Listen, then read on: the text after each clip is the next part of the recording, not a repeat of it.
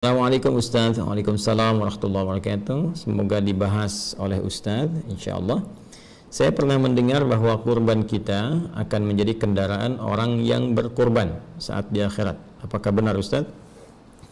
Oh ya, saya pun demikian pernah mendengar dan membaca juga referensi-referensi terkait, khususnya ada riwayat yang disandarkan kepada Nabi sallallahu alaihi wasallam dengan kalimat istafrihu dhahayakum, ya gemukkanlah, baguskanlah hewan-hewan sembelihan kalian, fa innaha matayakum 'ala sirat.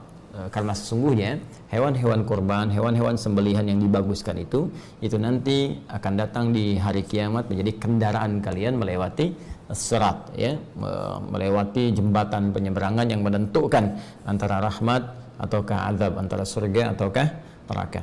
Namun demikian persoalannya, riwayat ini dan riwayat-riwayat terkait, ya, nanti ada beberapa jenis lafaz-lafaz yang berbeda, ada yang thamminu, ya, atau yang azimu, ya, besarkan, baguskan, cari yang terbaik di hewan kurban kalian, dan ujungnya sama, bahwa sungguhnya hewan-hewan itu akan menjadi kendaraan tunggangan kalian saat melewati as-sirat atau di hari kiamat. Seluruh riwayat-riwayat ini persoalannya dinilai oleh para ulama-ulama pakar di bidang ahli hadis itu sebagai riwayat-riwayat yang sangat lemah, bahkan sebagian diantaranya tidak memiliki asal, ya, sehingga disebut hadis-hadis yang bermasalah. Bahkan Ibnu Arabi Al-Maliki menyebut hampir seluruh hadis-hadis yang terkait dengan keutamaan-keutamaan penyembelihan kurban, ya, yang dimaksudkan keutamaan ini yang berlebihan, yang seperti tadi disampaikan, itu tidak ditemukan kekuatannya, ya, atau dipandang lemah, ya, dalam persoalan-persoalan terkait dengan keutamaan-keutamaan penyembelihan hewan kurban. Di sini kita bisa temukan beberapa ulama mengomentari spesifik atas riwayat yang tadi disampaikan, seperti Al-Imam Ibnu Hajar Al-Asqalani dalam Talhisul Habir juga menyebut riwayat ini sangat lemah sekali. Demikian dengan misalnya As-Sakhawi, ya, As-Sakhawi pakar di bidang penelitian hadis, beliau punya kitab namanya Maqasidul Hasanah, juga senada dengan Ibnu Hajar Al-Asqalani, menilai hadisnya sangat lemah sekali. Demikian juga Al-Munawi dalam Faidul Qadir, beliau menyebut bahwa ini pun sangat lemah sekali. Dan beberapa ulama termasuk Al-Imam As-Suyuti juga beliau menilai bahwa hadis ini sangat lemah sekali. Namun ada yang menarik, beberapa komentar para ulama, sekalipun pandangan mereka menyebut bahwa ini riwayat-riwayat ini lemah, bahkan pada sebagian riwayatnya yang lain itu tidak ada asalnya, tidak ada ketersambungan kepada Nabi SAW, sehingga disebut dengan hadis-hadis yang palsu, hadis-hadis yang cacat sanad. Namun demikian, ada komentar yang sangat juga cukup bagus dari sebagian kalangan ulama yang menyebutkan bahwa boleh jadi perkataan-perkataan ini sesungguhnya bukan ingin menunjukkan maksud dari real aslinya ini menjadi kendaraan, tapi berupa majas atau kiasan, karena ungkapan-ungkapan dalam bahasa Arab itu seringkali juga bisa bermakna kiasan. Apa maksudnya? Maksudnya adalah hewan-hewan ini, ya, jika memang kita bisa mencari yang paling bagus, mencari yang paling baik, maka dimungkinkan pahalanya semakin bagus, ya, semakin baik, semakin banyak. Dan dengan banyaknya pahala ini yang akan memudahkan kita melewati as-sirat, karena timbangannya semakin besar, timbangan semakin banyak.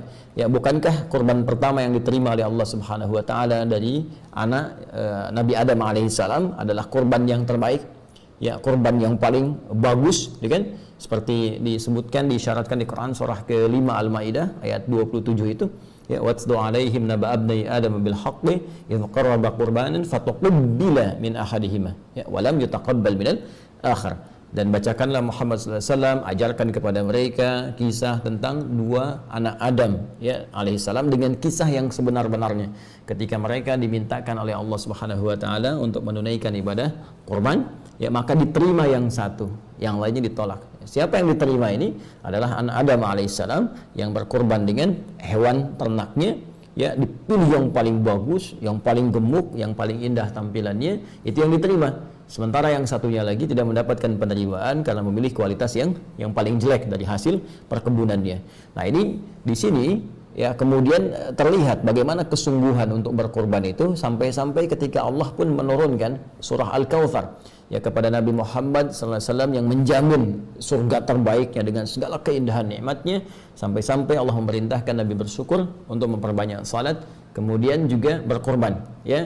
Dan perhatikan kalimatnya, inna a'tainakal kautsar fasalli, ya, maka salatlah li rabbika, kepada Rabbmu, ya, wanhar, ya, dan berkorbanlah. Kalimatnya menggunakan nahar. Nahar itu sepakat dalam bahasa Arab digunakan untuk apa?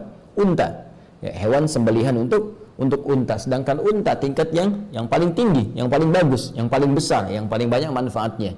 Nah, ini memberikan isyarat kepada kita bahwa jika kita akan berkorban, maka dengan anggaran yang mungkin kita bisa keluarkan, cari yang paling bagus hewannya. Jika harta kita misalnya cukup berlebih, maka dengan harta itu cari yang paling terbaik, ya, cari yang paling bagus, yang paling gemuk, yang paling banyak manfaatnya. Maka dari situ apa yang bisa didapatkan? Keikhlasan kita dengan berkorban itu yang menjadikan pahala bisa berlipat. Dengan pahala berlipat, mizannya semakin kuat, semakin berat, dan dengan semakin berat ini, itu yang berpeluang kemudian menghadirkan ridha Allah Subhanahu wa taala, menutupi kesalahan kita sehingga mempercepat kita melewati sirat.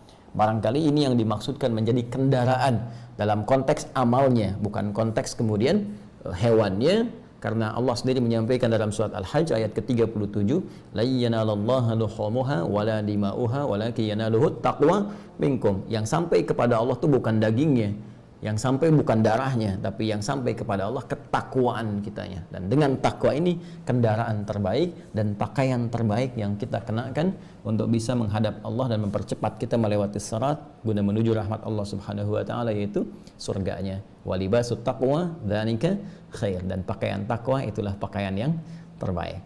Jadi kita simpulkan dari segi sanad kualitasnya sangat lemah, bahkan bukan hanya sangat dhaif jiddan, tapi juga ada yang la aslalahu, nggak ada asalnya, ada yang palsu dan sebagainya.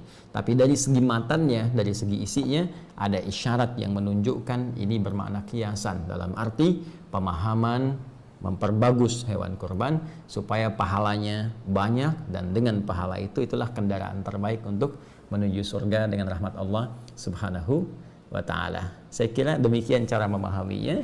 Semoga Allah Subhanahu wa ta'ala meringankan segala apa yang kita ikhtiarkan untuk mudah dilakukan, dan semuanya mendapatkan penerimaan di sisi Allah Subhanahu wa ta'ala. Sekali lagi, jangan bersandar kepada hadis ini karena hadisnya sangat lemah, bahkan sebagian besar adalah diduga palsu. Tapi boleh memaknai hadis ini dengan makna kiasannya, dengan pengertian yang tadi saya sampaikan. Allahu ta'ala alam.